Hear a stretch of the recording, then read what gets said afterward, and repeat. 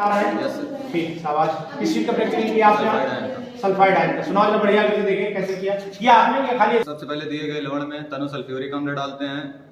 उपरोक्त परीक्षण से यह पता चलता है कि तनु सल्फ्यूरिक अम्ल डाला तो आपको क्या महसूस हुआ ये बताओ? सड़े अंडे की जैसी गंध आई। इससे क्या समझ में आया? कौन सा आयन संभव है? सल्फाइड आयन संभव है। शाबाश। आप कंफर्म कैसे करेंगे? एक फिल्टर पेपर लेंगे और उसमें लेड एसीटेट भिगोकर परत नली के मुंह पर डालते हैं और फिल्टर पेपर काला हो जाता है। लेड एसीटेट का सूत्र याद है?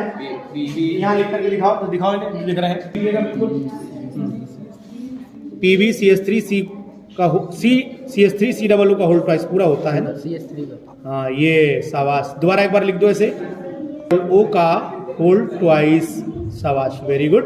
तो ये एग्जाम में शाबाश, वेरी गुड। और कौन है? हाँ आओ, क्या है सुनाइए सल्फाइड आयन का टेस्ट। हम लवण में H2SO4 डालते हैं। कैसा H2SO4? तनु सल्फ्यूरिक। तनु, ठीक, जहाँ ऑब्जर्वेशन में मतलब निश्चित है तो अंडे जैसी बदबू आती है। ठीक है। फिर जो सल्फाइड आयन संभव हो जाता है। सल्फाइड आयन संभव हो जाता है तो हम इसको मतलब उपरोक्त परीक्षण में हम जब NaCl को मतलब जब NaCl में NaCl कहाँ आ गया? सर लवण में जब तो लवण होता ना, लवण को NaCl कैसे बोल रहे हैं? तो उसको परतनली के मतलब परतनली में जब गर्म करते हैं फिर उसके मुंह पर जो फिल्टर पेपर जो जिसको भिगो के फिर उसके ऊपर जब लगाते हैं वो काला हो जाता है।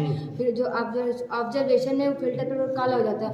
और कभी भी लवण NaCl नहीं, नमक, हर लवण नमक नहीं है। इस बात का ध्यान आप लोग समझ गए बात? सबको याद हो गया? सब लोग कर लोगे? चलिए जाइए।